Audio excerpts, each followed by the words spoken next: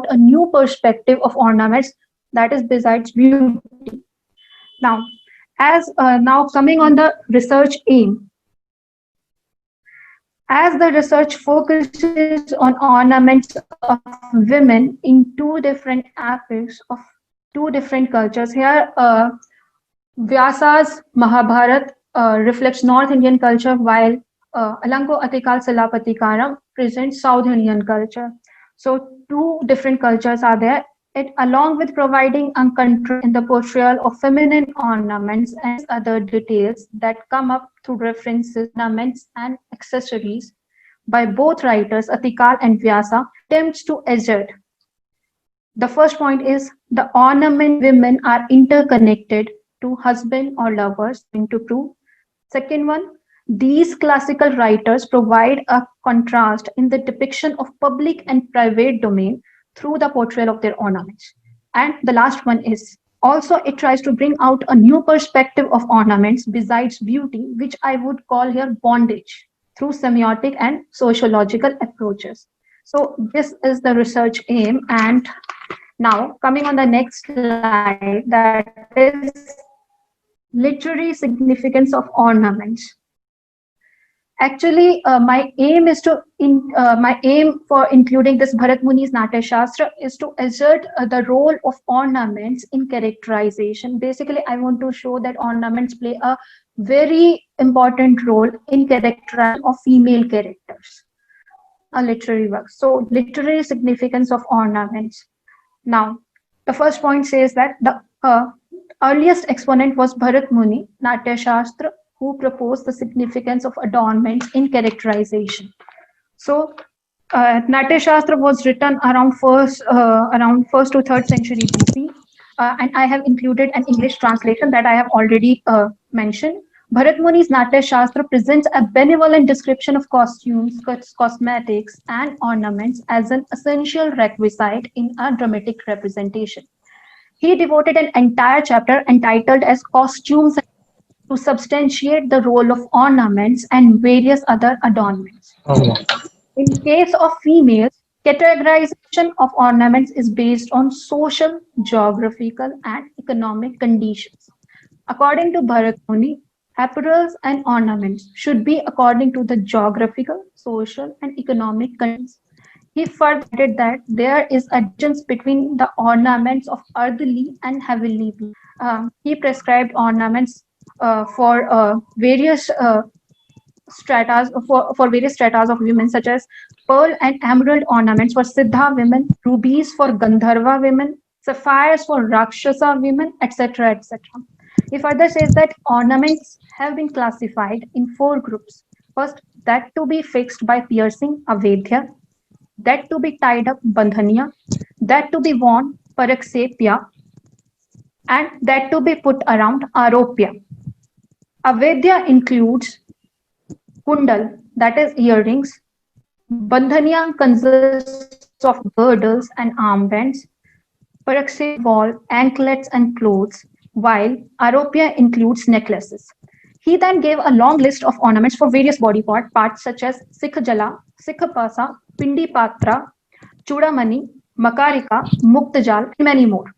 Around 50 ornaments he have enlisted here. He also expressed the need of flower garlands. He says that flower garlands are as much important as the metal ornaments. Here I would like to cite the quote, garlands are of five kinds, encircling vestita, spread up, that is vitata, grouped, that is samagya, tied around, that is granthima, and hung down, that is pralambita.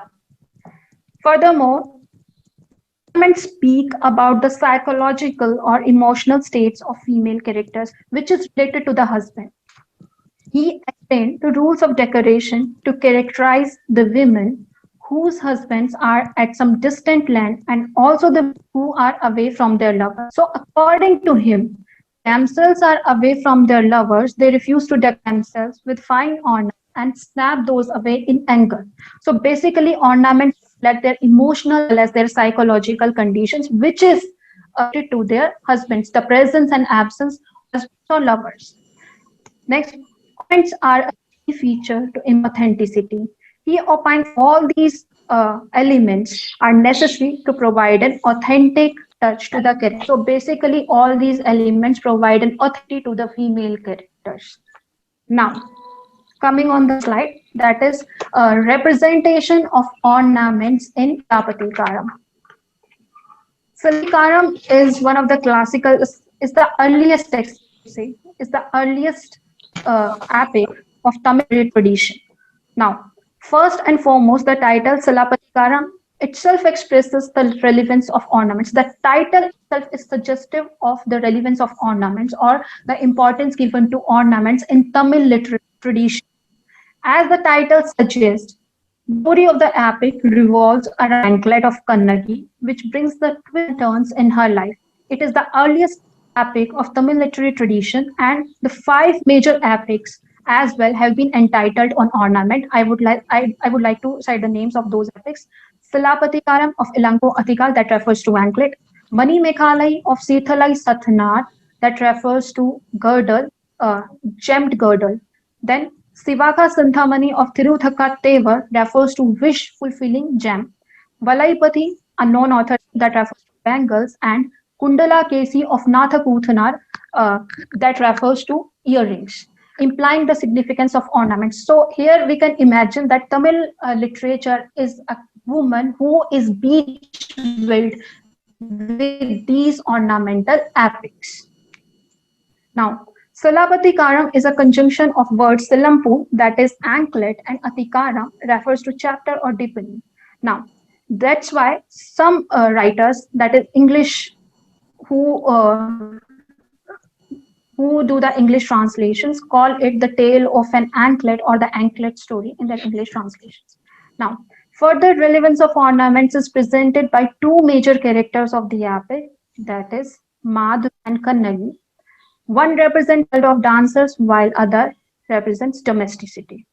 Madhavi and Kannagi are two major women of epic, and the delineation of their ornaments brings the ornaments of two different, one of dance while other of domesticity. I would explain in the slide.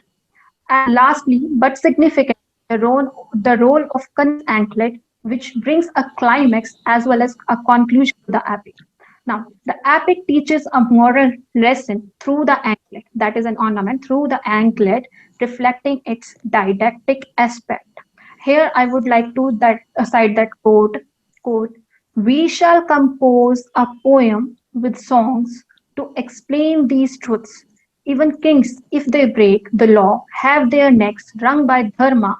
Great men everywhere commend Patini of renowned fame, and karma ever manifests itself and is fulfilled. We shall call the poem the Silappatikaram, the epic of the anklet, means the anklet brings these truths to light."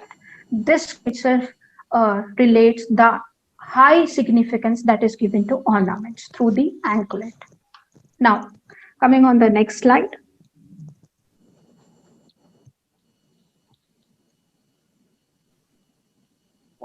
Representation of ornaments in Mahabharata. It is a comparative study. So I have arranged the slides in a comparison. Now, representation of ornaments in, since the epic focuses violently on male characters, so very less attention is given to females in terms of their ornaments and their accessories. Vyasa majorly focuses on bravery and greatness of males and ignores women in terms of their actions as their countenances. Very less space is provided to females in description and delineation. Even the major episodes in relation to women, such as Swamvar and marriage of Draupadi, that was an important episode in Mahabharata, disrobing of Draupadi, Subhadra's marriage to Arjun, Urvashi's wooing of Arjun, etc. There are many other episodes where there is a chance to get a glimpse of ornaments of females in that have been very meagerly. Though the epic presents numerous women, from queens to maidservants, there are a number of characters, there are a number of women characters from queens to maidservants, from every strata, from every domain. But nowhere there is a difference in characterization with regards to ornaments. That is seen in Atika's Silapatika. As explained, ornaments are important aspect of characterization and shed light on the differences with respect to social and economic conditions. But no such information is disclosed by Vyasa. Vyasa portrays number of women from different social states, that is queens, princesses, from Sutta caste, nymphs, that is apsaras, etc. But he maintains the same oblivious flow of his pen for each one of them. Now, instead, in case of female characters, prime focus has been laid on their body rather than their ornaments and attire. But Atikal focused equally for ornaments as well as the beauty of their body. Vyasa focuses more on their physicality rather than their ornaments. It is more noticeable in the characterization of celestial nymphs, Urvashi and others, Rambha, as well as in the mention of maid servants. Contrastingly, the ornaments of men have been mentioned more. The description of ornaments in case of men can be seen quite often as compared to females. I would like to cite the quote. Then he brought out his daughter Krishna, that is Draupadi, dead after a bath, many jewels and pearls. Then those princes of Kuru line, endued with youth and adorned with earrings, attired in costly robes and perfumed with sandal paste. This is a quote from Adi Parv. So it reflects the difference of countenance, the difference of portrayal of Draupadi as well as the male characters. Draupadi, in these cases, just there is a jewels and pearls, while in case of male earrings have been mentioned, robes have been mentioned, sandalwood paste have been mentioned. So easily you can see the difference. Now, the ornaments of Madhvi, the next slide. Now, coming on Silapatikara, the ornaments of Madhvi. Madhvi's ornaments are very relevant in bringing out new details regarding. Atikal has elaborated each and every ornament of Madhvi from head to toe, as she was a dancer and courtesan, so pointing towards the significant role of ornaments in both the domains. Despite being an ascetic, Atikal elaborated each ornament of Madhvi. He has left no stone unturned of his imagination while describing her ornaments. Here, I would like you to see the quote where you can see the minute possible details. Armlets studded with pure gems and radiant bracelets clasped her upper arms, rounded her smooth wrists. She wore ornamental bracelets set with gems on the top and diamonds all round, bangles of pure gold, circlets of 9 gems, conch bangles, and bangles of coral to conceal her small, lotus-red fingers. She wore on them a ring bent in the shape of an open-mouthed scabbard fish, a brilliant ring of red shining gems, and a curved ring sparkling with emeralds and diamonds. So, in the court, it is easily visible the minute possible details that he had presented. Now, every minute detail has been expressed that I have already shown you. That is sort, shape, and number. Even the sort of ornament, shape of ornaments, and number of ornaments particularly mentioned, such as gold, gems, conch, curved, scabbard fish shape, and 9 gems, 32. Here you can see 32 strands of large pearls. As you can see, even the minute possible details have been put forth.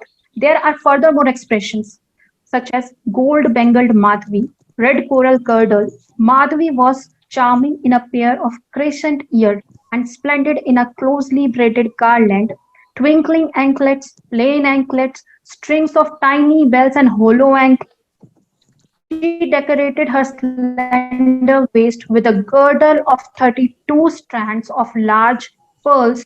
Then, even her hand ornaments were encrusted with various gems and precious stones, her arms embellished with various armlets, and wrists with gold bangles and bracelets. He gave constant, frequent references to her ornaments. Now, dress and cosmetics have been granted significance uniformly. he focused equally on the dress and cosmetics as well. She embellished her beautiful feet with bright red color that provide a contrast to her fair body. Additionally, she incensed herself with sandal paste and various anju. Her blue silk robe is also mentioned specifically. Now, as an analogy is expressed between her physical attractiveness and her exquisite ornaments to epitomize her beauty. Through the references to her ornaments, Atikal is intending to show that likewise her ornaments, her beauty is also exquisite and transient. Thus, through these references, he is getting the readers ready to have a view of her ethereal beauty. Now, prime focus is seen in Canto 6 of the Book of Pukhar when she was getting ready to please Kovalan, thus highlighting the seductive aspect of ornaments. In this scene, Atikal has highlighted the role of seduction of ornaments. According to a source, Madhvi was adorned with, actually, the source is, That is are you saying it to me? Ma'am, should I continue? Okay, okay. This source is a Tamil source actually, and I'm not aware of Tamil language, so I asked ma'am to translate it for me as it was very informative. So I would like to share the information of that Madhvi's Alankar source. According to a source, Madhvi was adorned with numerous ornaments when she was having a joyful time with Kovalan. She was adorned with finger rings, which include Kalali, Maharavi, that is fish-shaped ring. Its shape is like the mouth of a makaram fish. Peely, peacock feather ring. Please forgive me for the pronunciation. Sword, fish ring. Then Mudakai Modram, kind of ring similar to Nili Modra, red colored gem was encrusted on it. Then Thalacheri, rings hiding her fingers. Feet were on हाँ feet were ornamented with ये Pari बोलो Aham, sort of anklet. Nupuram, tinkling ankle उधर rings. एक बताओ तो Padakam, similar to anklets. Sarangai, नत्ती दियो anklets से with full of bells that produce a melodious sound. Ariham, they are hollow anklets worn during the ancient period. Toes were graced with various stories. Thighs were decorated with kurangu cherry, ornament worn on thighs. Waist was adorned with idai, kind of a waistband. Virichai, waist belt with 32 strings of pearls. Hands were embellished with sudakam, bangles with gems and diamonds with various designs engraved on them. Pure gold bangles, 9 stone bangles, shell bangles. Neck was graced with virachangali, necklace with pointed edges like tiger nails. Saradu, that is a chain with an intricate design.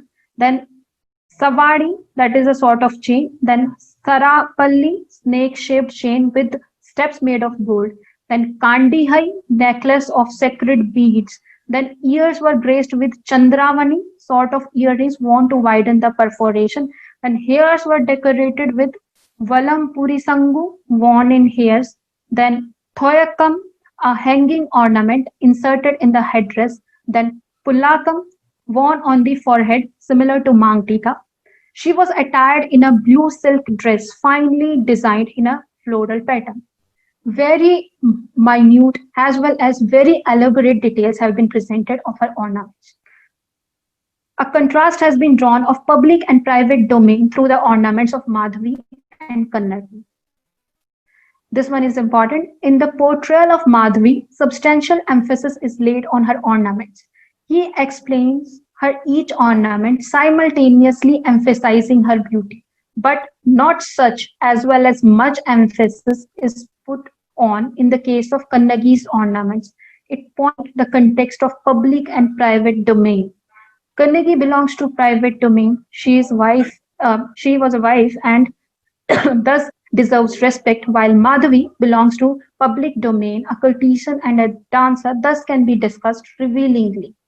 Accordingly, Madhavi in the epic is representing beauty and seduction, while Kannagi virtue and devotion. So now contrasting it with Urvashi. Urvashi was a dancer that has been depicted by Vyasa in Mahabharata.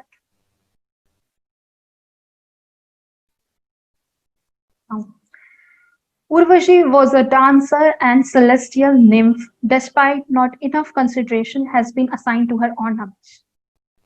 Urvashi was a dancer in the court of Indra, and ornaments play an important role in this sphere as they imbue a charm to their graceful moves and gestures. Despite that, not much information has been provided of her ornaments by Vyasa. Just some tidbits are there, which is a sort of non-existent as compared to the ample information provided in case of Madhavi by Atikar. Now, a small glimpse has been provided when she was decorating herself to amuse Arjuna. This scene is very similar to Madhavi's scene where she was getting ready to please Kovalan. That is long braids decked with bunches of flowers, garlands, gold chains, and anklets. Urvashi had been assigned the task to entertain Arjuna, and this scene has a resemblance to the one when Madhavi was decorating herself with numerous ornaments to woo Kovulan, implying one of the function of ornaments, that is to seduce, that I have already explained. But here as well, Vyasa maintained his composure of giving very less details in consideration to the ornaments of a celestial dancer.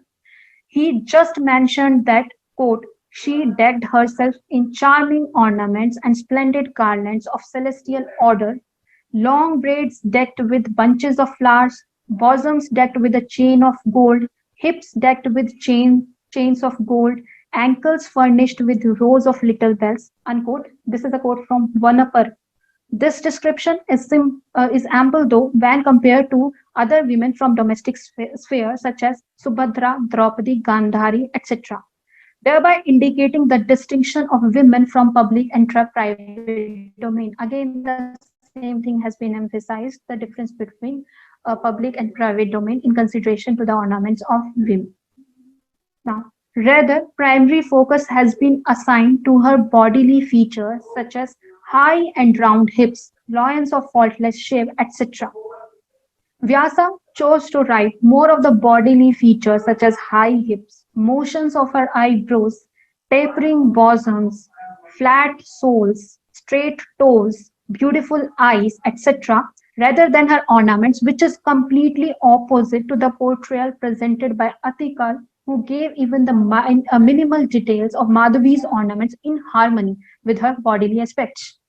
Now, specificity is mentioned in her robe, that is thin attire of cloudy hue, where he chose to mention very insignificantly about her ornaments. He specifically mentioned her robe, clad in an attire of fine texture and cloudy hues, in contrast to the robes of Draupadi, Subhadra, and even Savitri, which have been explicitly mentioned as red, implying the significance of red for married women. This particularity of color is seen in Kannagi's case as well. When Kovalan left her, she refused to decorate herself with ornaments as well as she dressed herself in white, reflecting her emotional state, reflecting her sadness due to the separation from her husband. Another window to the ornaments of dancer is provided by Brahmanala's character. The information revealed is minimal though. During the incognito period, when Arjun disguised himself of neuter sex, he received a roof in the kingdom of Virat as a dance instructor, Brahmanala, to Uttara and other maidens. So her ornaments could add up certain information to the ornaments of dancer, as Urvashi was also a dancer. But here as well, Vyasa maintained the same flow as in Urvashi's. I would like to cite the quote. Another person of enormous size and exquisite beauty, decked in the ornaments of women and wearing large earrings and beautiful conch bracelets overlaid with gold, with long and abundant hair floating about his neck. Unquote. This is from Virat Parv. Now, the conclusion is that conjointly the details expressed in characterization of both could not make up with the ample details provided in case of Madhavi. The details gathered regarding the ornaments of dancer from Urvashi and Brahmanala's characters together, even together, could not make up with the elaborate depiction presented by Atikal in case of Madhavi. Now, the ornaments of Kannaki. Atikal mentioned her qualities through ornamental allusions such as peerless gem, brightest jewel, jewel among the women of the earth, etc. Kannaki is the quintessence of virtuosity, nobility, womanhood, and devotion in the epic Silapatikara. Atikal has entitled her goddess Lakshmi as she has all the qualities of a good wife. He described her qualities through various ornamental allusions, and each allusion is a characteristic in itself. He referred her peerless gem, to this defines her flawlessness, then brightest jewel, O purest gold, to highlight her brilliant, beautiful, and pure nature.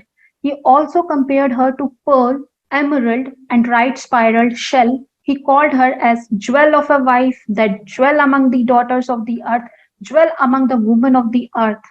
All in all, she excelled in her every relation as a daughter, as a wife, and as a woman, and that's why he described her qualities through ornamental allusions. Now, Atikal focused much on her characteristics rather than her ornaments, thus representing her as an epitome of virtuosity and devotion.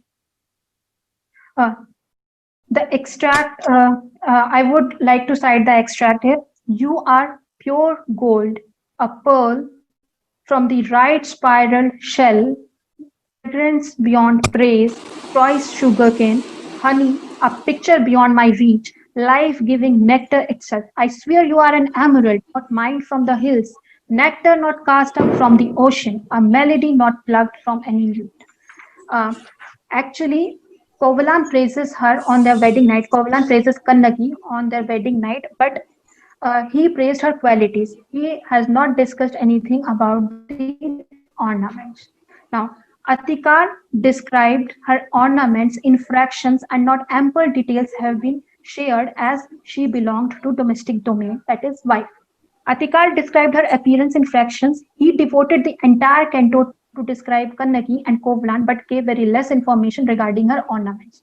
The second canto deals with the beginning of married life of Kannaki and Kovlan. In that, he provides a description regarding her appearance. Kannaki was decked with a bridal pendant. He particularly mentioned bridal pendant, that is Mangal Sutra, along with a string of pearls. Her hairs redolent with musk paste or oil and fresh fragrant blossom, and her breasts smeared with a sandalwood paste. She also wore a garland of shimmering red and purple water lilies in flower. He has just described her hair and neck decoration, as he might have high regards for her, being a homely woman, and so could not be revealed much about her ornaments. Unlike Madhvi, in which he provided a very full-fledged portrait of her when she was getting ready for Kovalan, to please Kovalan. Now, he just focused on very particular details such as bridal pendant, that is Mangal Sutra, cord of pearls, garland, earrings, bangles, and anklets. Particularity and elaboration both are visible in case of Kannaki's ornaments, but only for the few ornaments. Her hands be decked with golden bracelets, sparkling bangles, and has armlets on her shoulders, her ears adorned with fine curved earrings, her neck graced with Mangal Sutra, pearl necklace, and flower garland, and her feet brightened with anklets, heavy golden exquisite anklets, and her hairs embellished with beautiful fresh flowers. So, particular details have been shared. In case of Kannaki, Atikal has specifically brings out correlation of husband with the presence and absence of ornaments. That is the research aims. Another important aspect to be noted of the epic is that Atikal, along with the presence, also mentioned the absence of ornaments in a woman's life.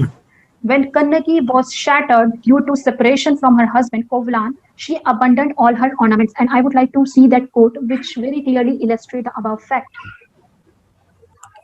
Kannaki was heartbroken. No anklet sounded on her small, graceful feet. No girdle blazed over her mound of love, wound in a soft white garment. You can see white garment because Kovlan was not with her. No vermilion robe was painted on her breasts. Except for her bridal pendant, she wished for no ornament. In the absence of earrings, her ears seemed pendulous and elongated. Her radiant moon-like face was not beaded with sweat, nor did kohl accent her wide fish-like eyes. Her forehead, bright as coral, was without the tilak, and the smile that revealed to Kovalan her pearly teeth had vanished. No oil lit up her thick dark. The court particularly mentioned the relation of ornaments to husband or lover. Lastly, her anklet undoubtedly is significant as it brings the catastrophe and conclusion in her life as well as to the epic. Anklet plays a dominant role in Salapathikaram as evident from the title itself that I have already mentioned. The epic echoes the working of the dominant anklet in the lives of Kannaki and Kovalan. The title very explicitly suggests that the story revolves around the anklet, and thus it is as important as the protagonist of the epic, that is Kannaki. It is as important as Kannaki. The anklet has been accorded the same significance as the major characters in the epic. Atikal made the anklet to work in two ways. First, as the cause of destruction, as Kovlan was punished for the theft of the same anklet, and secondly, as a weapon of revenge. Through the anklet, Kannati took up her revenge from the king. The anklet takes up the role of God and punishes the king for his injustice as well as Kovalan for the wrong done to Kannadi. That is, Kovlan left her, so that anklet punishes Kovlan as well. Also, the injustice done by him in his previous birth. Kovlan in his previous birth killed an innocent man, Sankaman. So his wife Nili cursed him that he would get the same fate. Thus, the anklet is no less than a character in the epic and acquires a vital space. Now comes the next slide, the ornaments of Draupadi in Mahabharata. In Draupadi's Swamvar, prime focus is assigned to the richly decorations of Drupad kingdom rather than Draupadi. As mentioned, Draupadi's Swamvar is an important episode of the epic. The Swamvar in that era was a source to display and the wealth and extravagancies of a kingdom. The Swamvar in those era was a kind of a display to show the wealth, the reputation, the extravagancies of a kingdom, and the princesses contribute in that prosperous elaboration. But no such elaboration is seen in case of Draupadi's ornaments. Instead, the decoration of the kingdom with numerous gems and jewels has been the main concern of the writer. I would like to cite the quote. Windows of those mansions were covered with networks of gold. The walls were set with diamonds. Mansions adorned with wreaths and garlands of flowers, beautified with various metals. This is a quote from Swamvar Parv. Now, in Draupadi's marriage as well, there is no mention, even very brief, of her ornaments and other accessories. She was just decked with jewels and pearls. In her marriage too, Vyasa did not add much information in consideration to ornaments of Draupadi. As mentioned, she was decked after a bath with many jewels and pearls. Here as well, primacy is assigned to the decoration of kingdom. That is, quote, "yard decked with lotuses and lilies scattered thereupon. King Drupad's palace festooned around diamonds and precious stones." This is a quote from Adi Parv. Again emphasizing Atikal presented a clearer picture of ornaments of Kannaki than Vyasa of Draupadi. Now, next point. Vyasa has not elaborated much about her ornaments. Instead, it chose to write graced with every auspicious mark. He just mentioned that she was graced with every auspicious mark. He did not explain much. Instead, he wrote that she was adorned with every auspicious mark of prosperity, but did not explain what that auspicious mark refers to. her richly ornaments, or her substantial character, thereby highlighting the fact of subversion of women in every aspect, be it their countenance even. Now, next point, Draupadi's disrobing scene is indicative of the absence of ornaments during menstruation. When Dushasan was dragging Draupadi in the court after the dice game, she screamed, quote, "My season hath come, and I am now clad in one piece of attire." Unquote. This is a quote from Sabha Parv. Thus, the disrobing scene of Draupadi indicates that wearing of ornaments is prohibited in menstruation due to its association with goddess Lakshmi. Ornaments association with goddess Lakshmi. Now, next important point, Draupadi Satyabhama Samvad. This is an important episode with regards to ornaments. That's why I have included this Samvad. Draupadi Satyabhama Samvad is important as it relates the relation of ornaments to the presence and absence of husband and further connotation to beauty. Draupadi Satyabhama Samvad is important as it adds up to the already mentioned information that ornaments are in and out associated to the husband or lover. Draupadi says, quote, "O Satyabhama, I always am engaged in waiting upon my lords. A separation from my lords is never agreeable to me. When my husband leaveth home for the sake of any reason, then, renouncing flowers and fragrant waste of every kind, I begin to undergo penances. I never, in sleeping or eating or adorning my person, act against the wishes of my Lord. Therefore, worship thou thy husband, getting thyself closely garbed and ornaments, and smearing thyself with unguents and excellent perfume." Here, Draupadi is teaching to Satyabhama that you should wear ornaments when your husband is near, and whenever your husband goes to any relative, then you should abandon ornaments, relating the significance of ornaments to the husband. Now, the ornaments of maid servants in Mahabharata.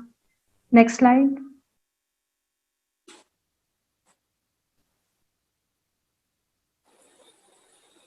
Uh, the reason behind including this slide, the ornaments of maid servants, is that in the description of maid servant, he have given frequent references to ornaments. And there is one more episode when Draupadi disguised herself as a female attendant, Saharandri. So her attire or her ornaments in that disguise would give the information regarding the ornaments of the maidservant. Now, in description of maidservants, constant references to ornaments have been indicated, such as female servants in richly robes and jewels. Interestingly, in case of maidservants, the weightage of details is more as compared to the queens.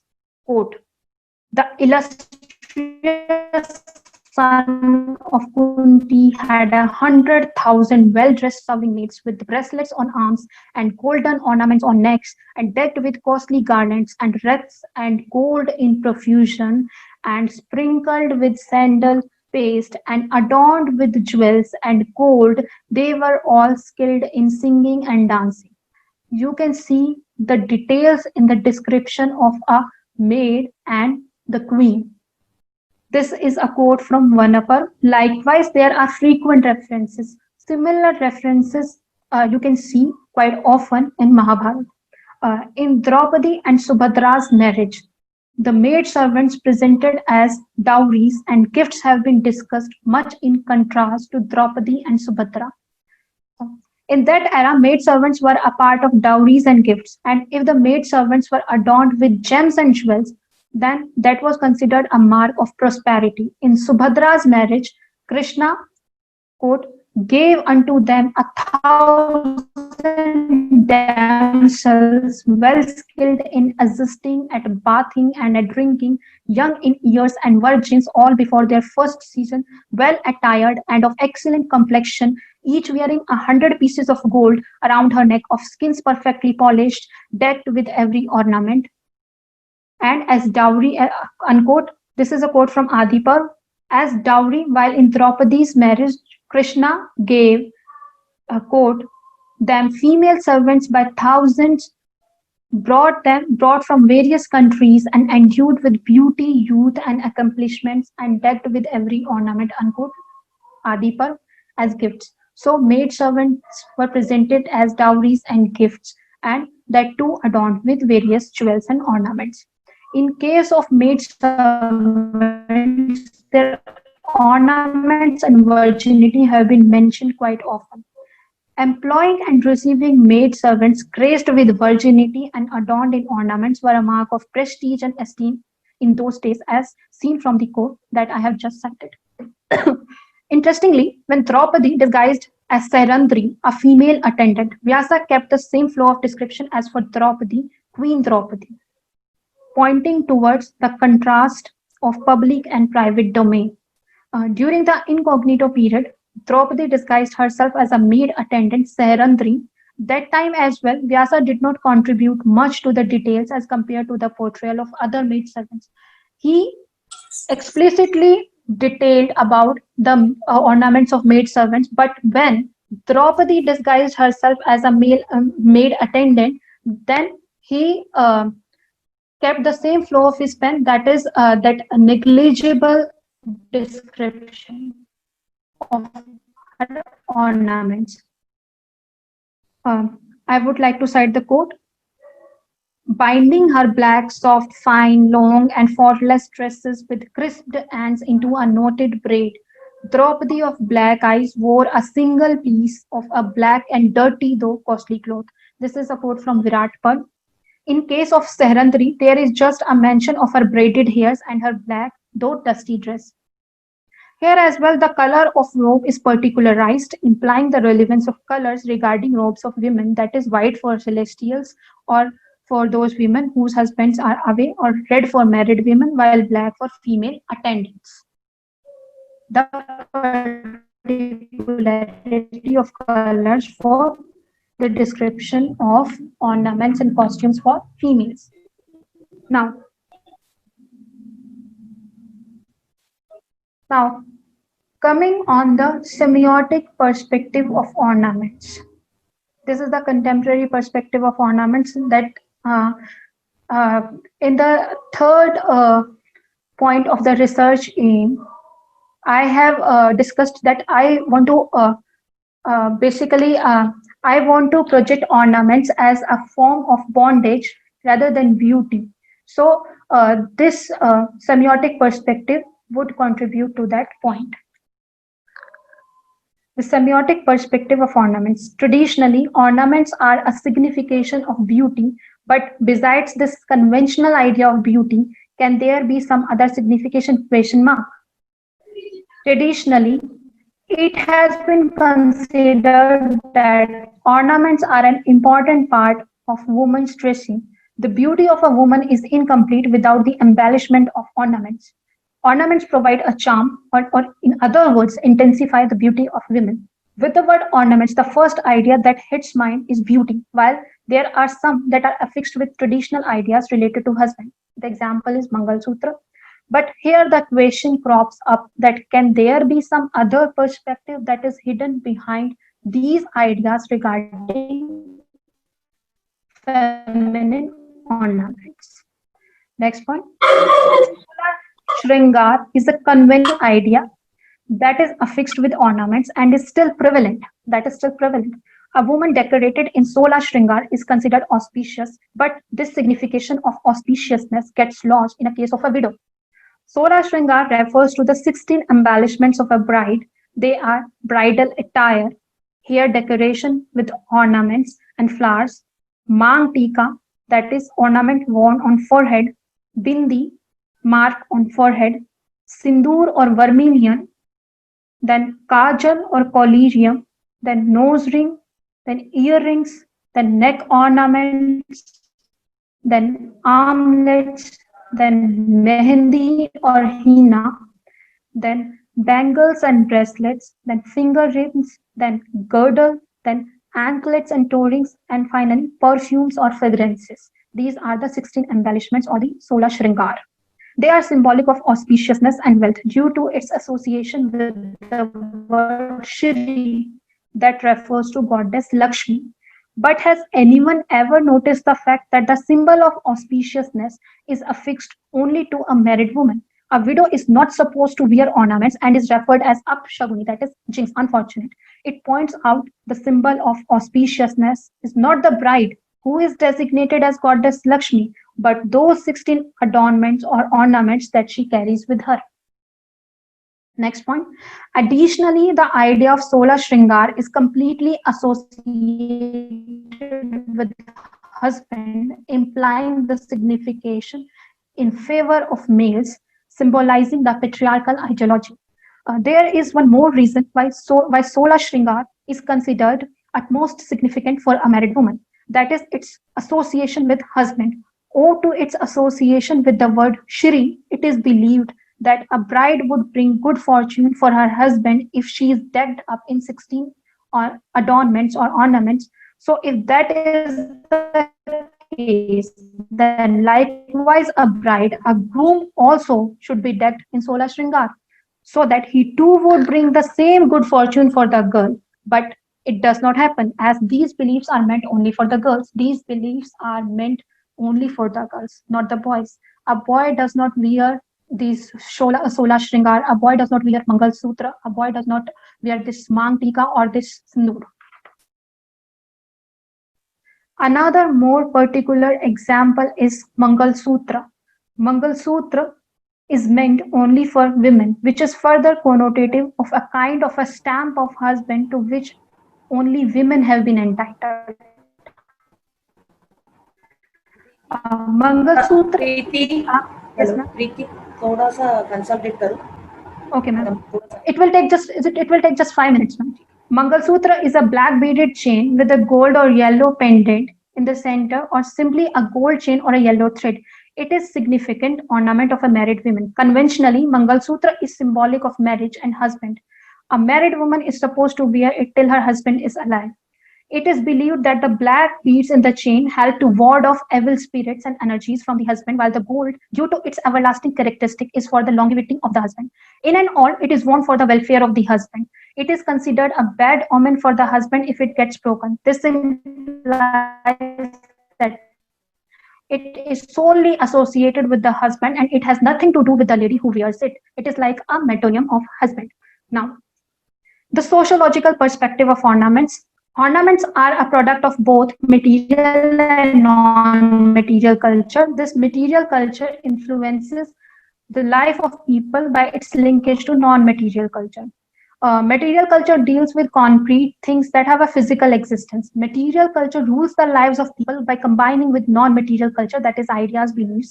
When ideologies and beliefs get linked to certain practices, it gives rise to non-material culture. Thus, non-material culture is associated with ideas, beliefs, values, ideologies, etc. The culture of ornaments is one such material culture which is very intrinsically linked to the Indian society through its linkage with certain ideological beliefs, that is, non-material culture.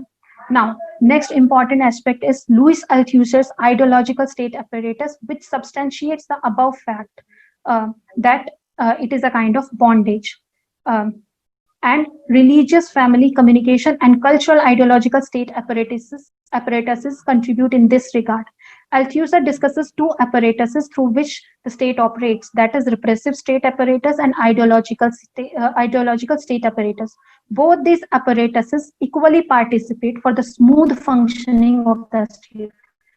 Repressive state apparatus functionally and predominant repression, while the ideologies which present themselves to the immediate observer in the form of distinct and specialized institutions, regarding the following institutions as ideological state apparatuses. So the ideological state apparatuses include the religious ideological state apparatus, the educational ideological state apparatus, the family ideological state apparatus, the legal ideological state apparatus, the political ideological state apparatus, the trade union ideological state apparatus, the communication ideological state apparatus, and the cultural ideological state apparatus. So ideological state apparatuses function massively and predominantly by ideology. So this tradition of feminine ornaments is part of religious, due to its association with the word Shri, family, family. Actually, this tradition of feminine ornaments is a part of religious family communication and cultural ideological state apparatuses. Like religious, its association with the word Shri, family, passing of tradition through family, through mothers, of the importance of ornaments. Then communication, television is an important source here. Then cultural, ideological state apparatuses. And as stated above, it works through ideology. Ornaments are just an appendage to enhance beauty, but when they become a compulsion through the means of these apparatuses, then they are certainly a sort of bondage. Now, a further interpretation is provided by S.P. Tiwari in Newport, The Anklet in Indian Literature and Art. Quote, in all probability, it anklet would have meant the ring made of a cord. Apart from being a decoration, it is also useful at the time of fastening the animal to the peg with the help of a rope. Similar interpretations can be formed for other ornaments as well due to their circular shapes, that is rings and bangles. So last point, the act of following tradition through ornaments is basically associated with females, which is further a sign of bondage. Now, in this point, I would like to come back to the ideology of Mangal Sutra.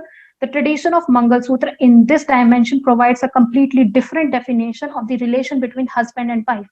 The Mangal Sutra can be seen as a mark of stamp of husband's name. Correspondingly, the relation between husband and wife correlates the relation between a master and a slave, where the wife or the slave carries the sash of the name of her husband or the master. So the Mangal Sutra thus is a symbol of ownership and authority of the husband over his wife. Now coming on the last slide, that is the conclusion.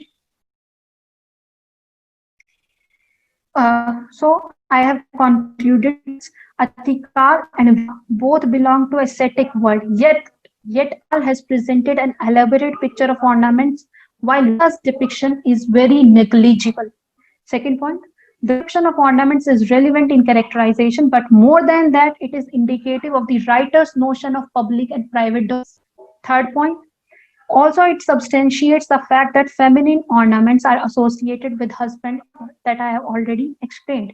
And the last one, the semiotic and sociological approaches bring to light the new meaning of ornaments, that is bondage, which is wielded by the conventional idea of. Thank you so much for listening to me for such a long time. Thank you.